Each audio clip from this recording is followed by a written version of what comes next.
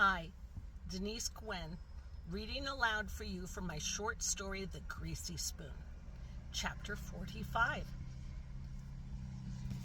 As he kneels in the tall grass, thinking his thoughts, the hiss and whine of a freight truck roaring to life startles him.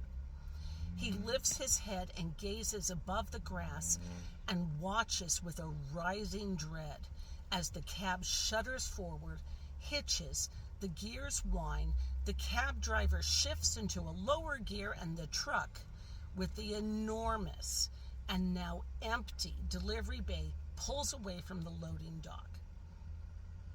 A terrible impulse to jump from his hiding place, race after the truck, and catch a ride the hell out of here overcomes him, and he sits there in an agony of indecision as the truck rumbles around the bend, the gears shift, the truck picks up speed and tears straight through the chained gate at the entrance to the farm.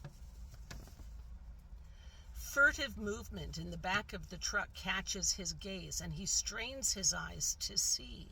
And there, where once hogs were stored on their way to the slaughterhouse, are a number of factory workers clinging to the steel girders and shouting with glee as they quit their employment.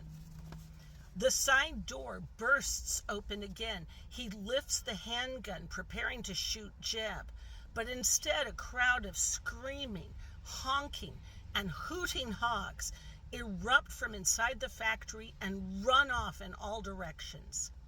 These animals are enormous, and a few run toward him, and as they draw near, he jumps to his feet to avoid being trampled, and the hogs scream in terror and veer away. But one intrepid soul with an angry red spray-painted cull on his flank notices Ed lying in the grass and draws near and pokes his snout at Ed's stomach and snuffles. Nick wonders, does he dare shoot a hog or two to get them off Ed's body? He wants to, only he's starting to think of what he'll say to the police when he returns to civilization, because he might just get out of here alive. And with these thoughts comes a sobering one. How am I going to explain all this? If he shoots a hog or two, it'll make noise. And he still doesn't know what's happened to good old Jeb. More hogs flee the factory and run toward him, and now there's a huge herd of them. A mass exodus of hogs flee from their hell, and Nick is obliged to pocket the firearm and collect the two rifles, and he steps aside as they snort and snuffle around Ed's body. They step on him and pee on him. Oh, how disgusting. How disgusting.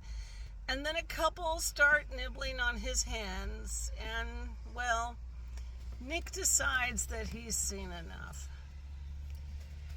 He knows he ought to escape through this door right here. It's his quickest way back to the trucks. But he senses that he needs to check on Clem. Yes, let's see what my old pal Clem's doing. Why, Clem might even have an idea or two.